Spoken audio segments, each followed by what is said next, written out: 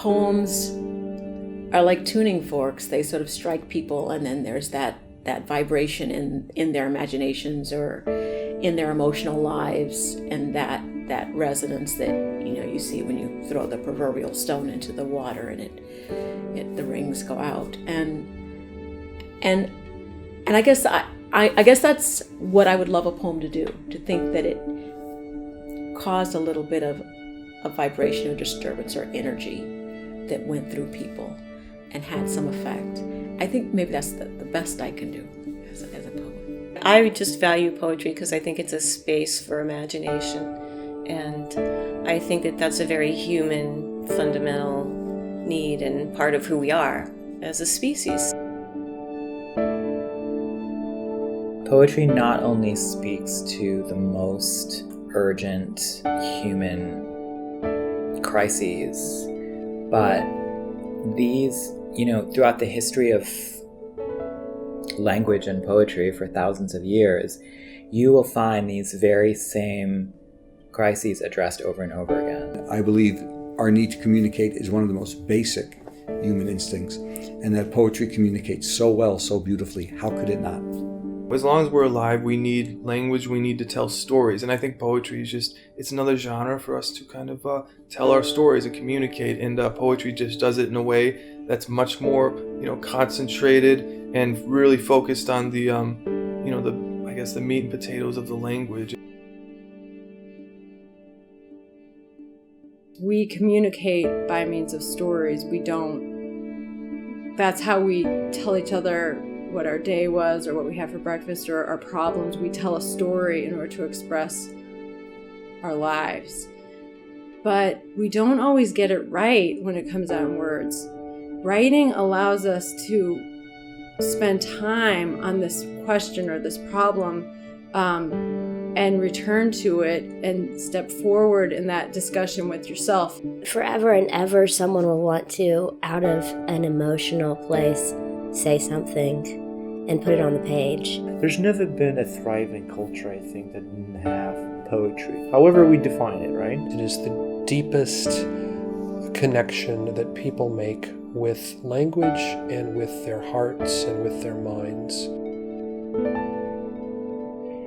It's utterly unlike the way you normally talk, the way anybody normally talks, but it's much truer and much more honest and much more intense and much more beautiful. It does something more than television or film. It's more than just going to the movies.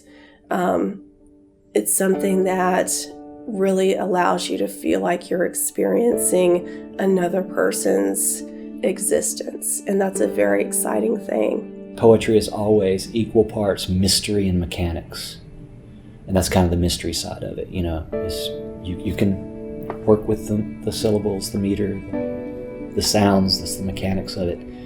There's still something ineffable about where poetry comes from. It's hard. People teach literature like the same way they teach math, and the thing is that I think mathematicians would tell you that the way math is taught in schools probably ruins, true higher math. But the thing is, you can teach math in school in a way that you can gain the utility of it for the average person, but I think the way that they teach poetry prevents the average person from gaining the utility of poetry, which is to be able to talk subtly about meaning and signification and just communication in general. Poetry is a tool for that, and it's really mistaught. It's taught as though it's a testable problem to solve. I think poetry in some ways is always going to be dangerous. It's always going to be other. It's always going to be inscrutable to a certain segment of the population. And I think that's actually, as much as all those things sound negative, I think that's part of its history. That's part of where it's always been. There's always going to be someone who thinks that's pretentious. What is that about anything that looks like poetry? And I think that's fun too, and that's part of, I think, why it's going to last. For those that need it, it's essential, and I think something like BOA demonstrates that there are plenty of people across the country or around the world that need what it offers.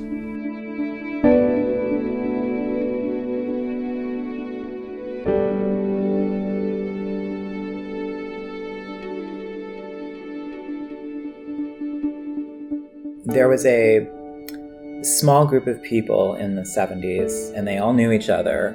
Alan Kornblum, Tree Swenson, Sam Hamill, Al Poulin, and these people, they kind of created this small press revolution that had completely transformed American publishing and bears fruit. Like when you go to the AWP Book Fair and you see all of these small independent presses, like this spirit of independent publishing in America, it always existed, but those people were the people who first said, we're going to build them as institutions and we're going to have longevity. And all of those presses are still around, going strong. And BOA in particular, out of all of those presses, has had such a commitment to a broad aesthetic, very broad aesthetic. I mean, it's hard to say, like, what is a BOA author if you look at the different writers that BOA has published. I think that the first book that I encountered that was published by BOA was the first book that they published, which was The Führer Bunker by W.D. Snodgrass. And I could be wrong, but I seem to think that Al Poulin started BOA Editions so that that book could be published, because it was a very controversial book. And even though he was a very famous poet in the late 50s and early 60s, nobody would touch that book, because the book is from the point of view, the poems are from the points of view of Hitler and his inner circle. And so it was obviously a very upsetting poem that this poet was trying to get inside their heads and sort of make them human in a way. And that's obviously going to upset a lot of people. He wanted to discover new talent, people like Li Young Lee and Kim Adenizio and Dorian Lux. I mean, people who have made an impact in contemporary poetry and have influenced other poets. But I think he also wanted to give other poets who are established and were having a hard time finding a publisher, give those folks a home. And so he, brings on Carolyn Kaiser, whose book wins a Pulitzer Prize, or he brings on Lucille Clifton, who wins a National Book Award. And all of a sudden, here we are 40 years on with this press. How many presses have come and gone during those 4 decades? But Al's vision for the sense of what this press could do and be has now outlasted him for 20 years. And so it's just an impressive feat and a very generous contribution that he's made. When I was with BOA, it was run by Al Poulin, who started it. And I think that the people there are keeping up his vision. He was really just dedicated to writing and dedicated to finding people and publishing them and getting their voices out into the world. And I think that's what BOA is still doing. And I think I guess one word that comes to mind for me about BOA is brave, because it takes a lot of balls to be publishing poetry and really continuing and surviving as long as BOA has. So I'm just really grateful that they're part of the scene, making it happen. Like, for some people, I think to myself, oh yeah, this would be a great book for Press X. Mm-hmm. You don't say that about BOA. BOA is always surprising in that way. It's going to be, I mean, it's weird saying this was we're BOA poets. It's going to be great. but past that, it's going to be, it's going to be not exactly what you expect. I'm really happy to be with BOA, and I'm happy to found a home with BOA and to feel like I'm invited and welcome, and this particular publisher has welcomed me into their tribe. To work with people who really do love poetry and who love their authors and who love each other is such an exciting thing to be able to do, and also to feel like when I open a book of poems that's come from BOA to feel like I'm meeting a new member of my family.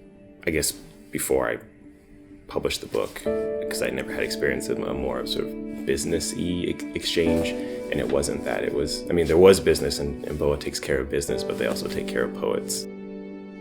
What BOA has contributed, do you want a list? It's amazing. Li Young Lee and Dorian Lux, and you all took first books. You had the courage to take Dorian's first books, Kim Adenizio first books, Li Young Lee first book, my first book.